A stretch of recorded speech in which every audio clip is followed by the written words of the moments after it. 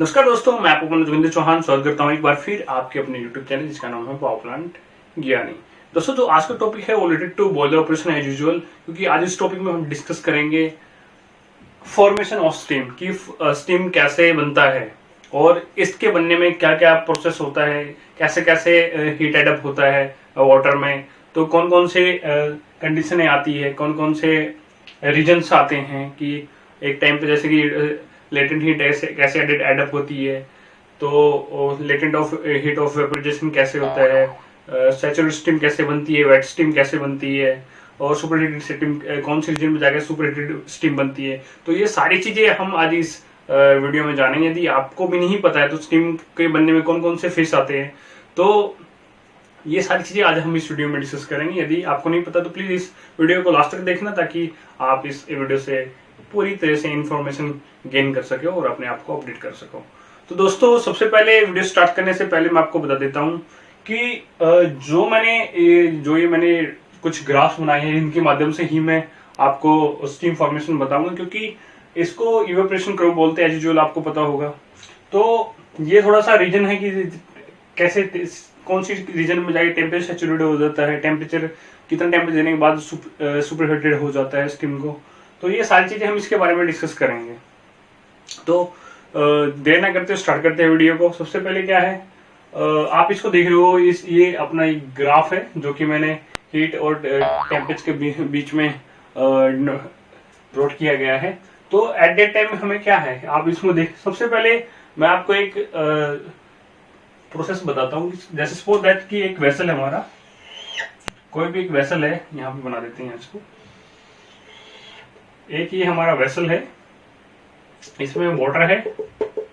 Water को हम किसी एक्सटर्नल सोर्स से हम इसको हीट अप कर रहे हैं, सपोज दैट। तो एट दिस पॉइंट हमने इस वेसल्स के अंदर पानी को, इसमें इसके अंदर वाटर है,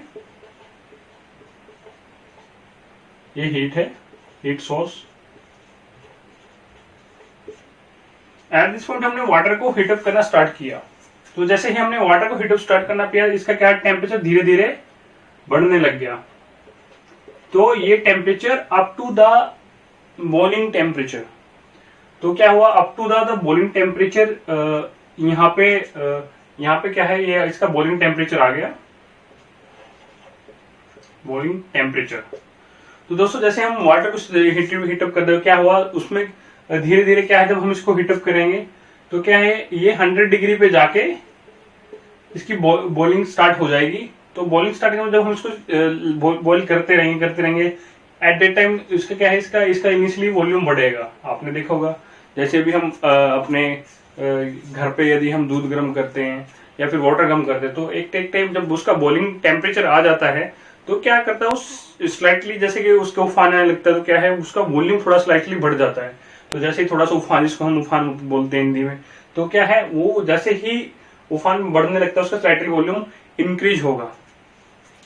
तो क्या है, इस जब ये बॉइलिंग टेम्परेचर अपना जो 100 डिग्री पे आता है, तो क्या है, उसको हम बोलेंगे बॉइलिंग टेम्परेचर। तो दोस्तों, और अब एट दैट टाइम हमने कौन सी इसको हीट किया, उसको हमने जो हीट दिया उसको सेंसिबल हीट बोला हमने। तो सेंसिबल हीट यदि इसके ग्राफ के अकॉर्डिंग हम बोले तो क्या होगा कि when we heated the water up to the boiling temperature, then that is called the sensible heat. कि भाई जो हीट हमने वाटर को बॉइलिंग टेम्परेचर तक लेके आने के लिए दी है, उसको हमने क्या बोल दिया, सेंसिबल हीट।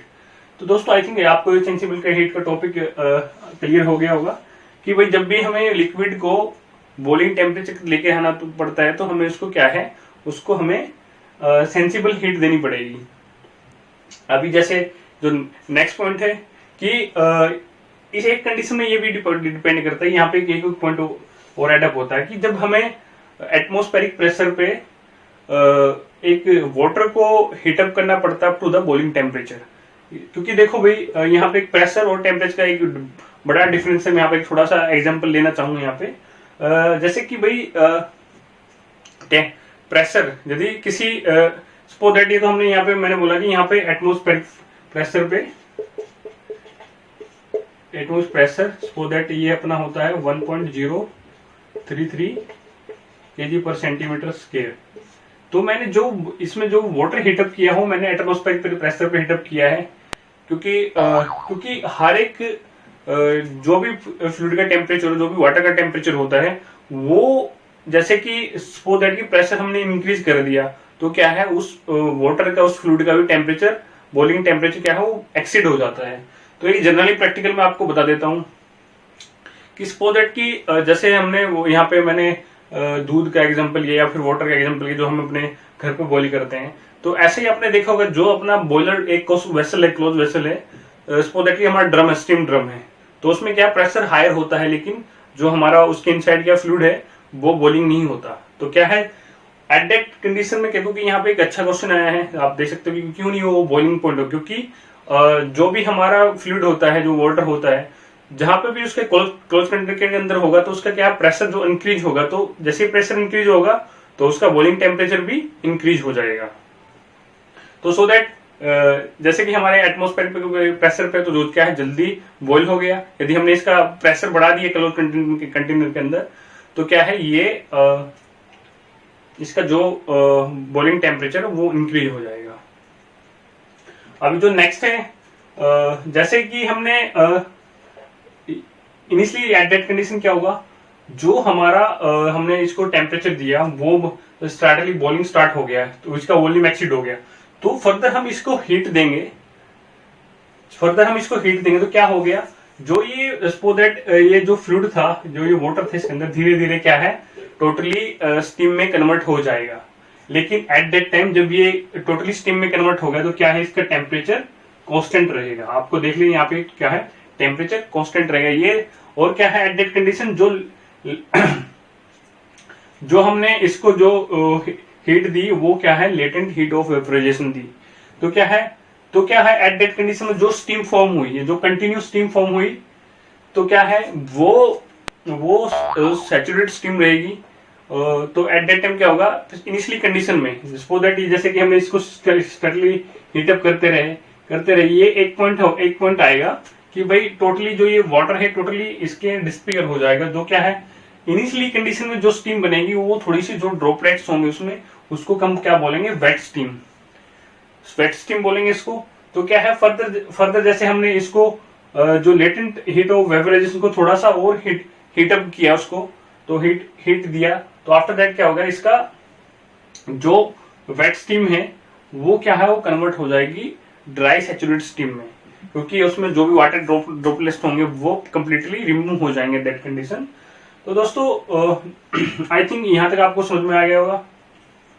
दोस्तों, जो हमारा लेटेंट हीट ऑफ वेपराइजेशन है जो मैंने आपको बताया, यदि फर्दर मैं आपको इसको दोबारा से बताना चाहूंगा कि when we added the heat to water at boiling temperature, यदि हमें लेटेंट हीट ऑफ वेपराइजेशन जानना है तो क्या करेंगे इसको, कि when we heated the water up to the boiling point या boiling temperature, after that we further give the heat to the water at boiling temperature, that is called the latent heat of vaporization। कि भाई जब हमें water को further heat करना पड़ता है eight boiling temperature पर, जो हम उसको हीट देंगे उसको क्या बोलेंगे, लेटेंट हीट ऑफ वेपराइजेशन।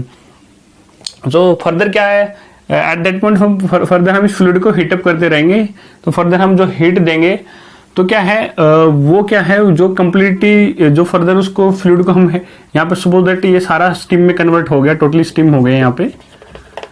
तो क्या है, फर्दर हम इसको हीटअप करेंगे, तो क्या है, जो हम इसको हीट प्रोवाइड करेंगे वो होगी डिग्री ऑफ सुपर हीट। आपने देखना ये कि क्या है, ये अपना फर्दर जैसे कि हम फ्लूइड को इस पे हीटअप देते रहे, क्या है, इसका टेम्परेचर क्या स्लाइटली इंक्रीज होता रहा, तो क्या है, वो स्टीम क्या है, पूरा सुपर हीटेड स्टीम में कन्वर्ट हो गया।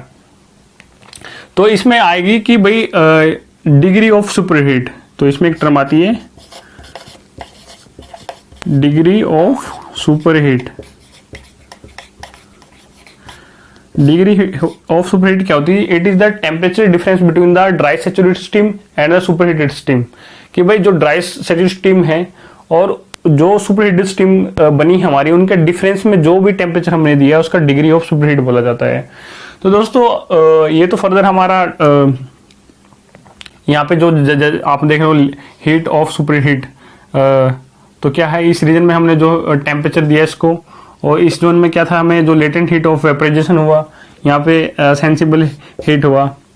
तो मैं फर्दर इसको एक बार दोबारा से एक छोटे छोटे स्टेप में आपको बताना चाहूँगा, ताकि आपको दोबारा से इस वीडियो में मैंने क्या बताया तो आपको थोड़ा सा क्लियर रहेगा ये। तो सबसे पहले क्या है कि हमने वाटर हीटअप किया, उसको up to the boiling temperature तक उसको हीटअप किया एट एटमॉस्फेरिक टेम्परेचर। तो क्या है इसको हमने क्या बोल दिया, बॉइलिंग टेम्परेचर। जो हीट एडअप हुई इसको बॉइलिंग टेम्परेचर ले जाने के लिए वाटर को, तो क्या हुई, वो सेंसिबल हीट हुई। जब हमने वाटर को फर्दर हीट दिया एट बॉइलिंग टेम्परेचर, तो उस हीट को हमने क्या बोल दिया, लेटेंट हीट ऑफ वेपराइजेशन। और जो हम फर्दर हीट अप किया उसको, तो हमने क्या बोल दिया, हीट ऑफ सुपर हीट। तो जो भी हमने जो टेम्परेचर को दिया उसको क्या बोला हमने, डिग्री ऑफ सुपर हीट। तो इसमें क्या रहेगा, तो फर्दर हमें टोटल हीट निकालनी हो तो क्या है, इनका टोटल एडिशन कर देंगे तो हमारा क्या है टोटल हीट आ जाएगी कि भाई हमें टोटल हीट कितना लगा है स्टीम फॉर्मेशन में। तो दोस्तों ये तो मैंने इसके इनिशियली कंडीशन बताया कि भाई अब जैसे कि जो हम प्रेशर और टेम्परेचर में जो ग्राफ ड्रॉ करेंगे, तो हमारा ग्राफ इस तरीके का रहेगा, इसको जो इवेपोरेशन कर्व भी बोलते हैं। अभी मैं आपको इसके बारे में बताऊंगा इसमें एक्चुअल में है क्या क्या, और इसमें तो टोटली इसी से रिलेटेड है ये, क्योंकि जैसे हमने हीटर एडप्ट किया तो जैसे ही हमारा टेम्परेचर गेन हुआ, आफ्टर दैट कौन कौन सी किस तरीके से कौन कौन से फेस आते हैं, तो इस वीडियो में हम इस ग्राफ में हम ये सारी चीजें डिस्कस करेंगे। तो फर्दर हम लेट्स डिस्कस दिस ग्राफ। दोस्तों जैसे हमने यहाँ इस ग्राफ में मैंने आपको बताया कि जब हम वाटर को सेंसिबल हीट देते हैं तो वो बॉइलिंग टेम्परेचर तक हीट अप हो जाता है। तो फर्दर ऐसे ही आपने देखा ही इसमें भी जो इस हमने जो एक्स एक्सिस पर हमने हीट ले रखा है, वाई एक्सिस पर हमने टेम्परेचर ले रखा है। तो सो दैट कि जैसे ही हमने वाटर हीटअप किया तो फर्दर ये इसको सेंसिबल हीट हमने इसको दिया अप टू द यहाँ पे बॉइलिंग टेम्परेचर तक हमने इसको फ्लूइड को वाटर को हीटअप किया। तो फर्दर क्या हुआ, जो हमारी ये ए बी सी, जो हमारी जो ए बी सी डिनोट करता है लिक्विड लाइन को, कि जैसे हमने वाटर को हीटअप किया सो दैट यहाँ पे जो भी हमने यहाँ पे वाटर रीजन है, तो क्या है एट दैट इसमें जब हमारा ये इवेपोरेशन कर्व है तो इसमें क्या है ये रीजन बियॉन्ड दिस, तो क्या है ये वाटर रीजन में रहेगा। तो जैसे जैसे हमने इसको सेंसिबल हीट हमने वाटर को दी तो धीरे धीरे ए बी सी क्या है ये लिक्विड लाइन क्या है, एट दैट टाइम क्या है जो हमारी स्टीम रहेगी वो वेट कंडीशन में रहेगी। तो फर्दर जैसे जैसे जैसे बढ़ता जाएगा ये टेम्परेचर, जैसे जैसे हम इसको हीटअप देंगे तो एट दैट टाइम क्या होगा, जैसे जैसे हमने आपको फर्दर पहले ही बता दिया, जब भी हमारा प्रेशर इंक्रीज होगा तो हमारा बॉइलिंग टेम्परेचर भी इंक्रीज होगा। तो एट दैट टाइम क्या होगा, जो लेटेंट हीट ऑफ वेपराइजेशन वो हमारा डाउन रहेगा। तो क्या है जब भी यहाँ पे क्या है, जब तक हमारा ड्राई सैचुरेटेड स्टीम रहेगा तो क्या है हमारा जो टेम्परेचर है वो हमेशा सेम रहेगा। तो फर्दर जैसे हम हीटअप एडिट करेंगे आफ्टर दैट जो dry up to the dry saturated steam जब हम इसको हीटअप एडिट करेंगे तब क्या है धीरे धीरे प्रेशर स्लाइटली इंक्रीज करता जाता है। तो क्या है अभी क्या है अभी जो हमारी पी एन ओ पी जो भी ये है अपनी लाइन है, तो क्या है ये हमारी इस लाइन डिनोट करती है कि यहाँ पे जो हमारी सैचुरेटेड स्टीम है वो कंप्लीट हो जाती है एट दैट कंडीशन में। तो आफ्टर दैट जैसे जैसे हम इसको फर्दर हीटअप करेंगे तो क्या है ये हमारी जो सुपर हीटेड रीजन में चली जाएगी। तो क्या है एट दैट टाइम पे इस कंडीशन हमारी जो है जो स्टीम है वो सुपर हीटेड हो जाएगी। तो क्या है यहाँ पे जो ये रीजन है हीट ऑफ सुपर हीट, जो भी हमने हीट दिया मैंने आपको यहाँ पे हीट ऑफ सुपर हीट बता दिया कि इस तरीके से होता है। तो फर्दर इसमें क्या है, जो हमारा पॉइंट ये एक्स है ये होता है critical point. Critical point means that कि जैसे जैसे इसमें क्या है ये क्रिटिकल पॉइंट कहाँ पे आता है, जहाँ पे हमारी जो लिक्विड लाइन है और जो ड्राई स्टीम लाइन है क्या है एक पॉइंट पे मर्ज करती है। तो ये इस पॉइंट पे मर्ज करेगी तो क्या है इसमें इसको हम बोलते हैं क्रिटिकल पॉइंट। तो क्रिटिकल पॉइंट वो होते क्या है, जो हमारी सेंसिबल हीट है, जो हम इसको सेंसिबल हीट दे रहे थे यहाँ तक, तो क्या है इस कंडीशन पे आके सेंसिबल हीट 0 हो जाती है। Sensible heat becomes 0। तो इस पॉइंट पर आने के बाद क्या है, स्टीम क्या है एकदम से सुपर हीटेड हो जाती है।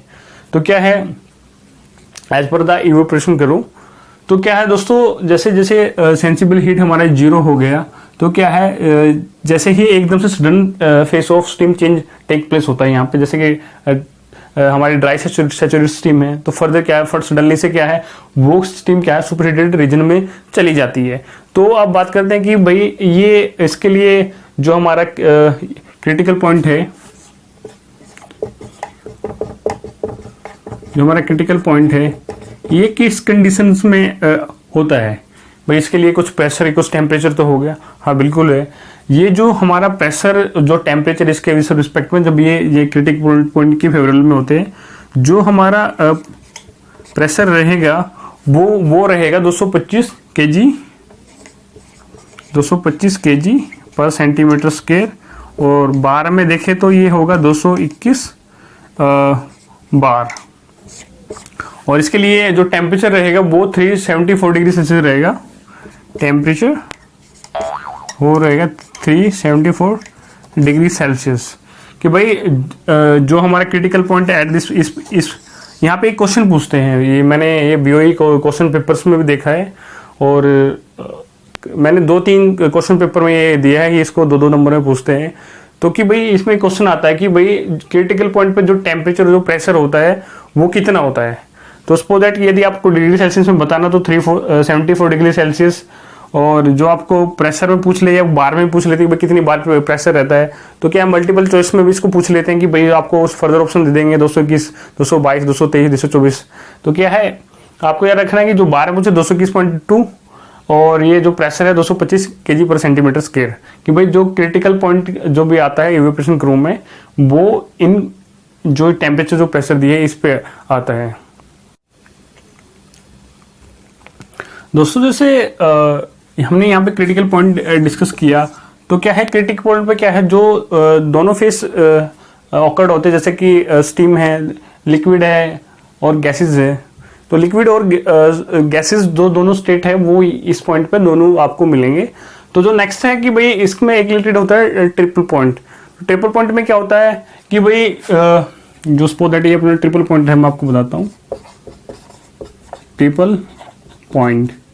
तो ट्रिपल पॉइंट में होता क्या है, जो अपनी तीनों स्टेट है solid liquid gas, solid liquid और गैस, तो एट दिस पॉइंट ये तीनों चीजें यहाँ पे पॉसिबल होती है। तो कभी यदि हम ट्रिपल पॉइंट को वैसे बता जाए तो हम क्या बोलेंगे कि भाई combination of temperature and pressure at which water और ice vapour can be exist, that called is the triple point.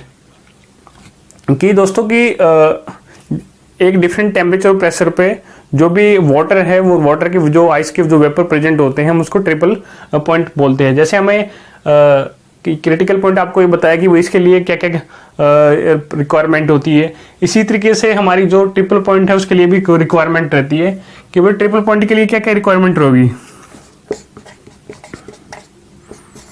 Triple point के लिए क्या क्या रिक्वायरमेंट रहेगी कि भाई जो अपना प्रेशर रहता है वो रहता है 273 पॉइंट क्या बोलेंगे इसको 116 केल्विन, और इसको डिग्री सेल्सियस में ले तो ये कितना रहेगा, ये बहुत ही कम रहता है डिग्री सेल्सियस में, तो ये रहेगा 0.016 डिग्री सेल्सियस के अप्रोक्सीमेट रहेगा।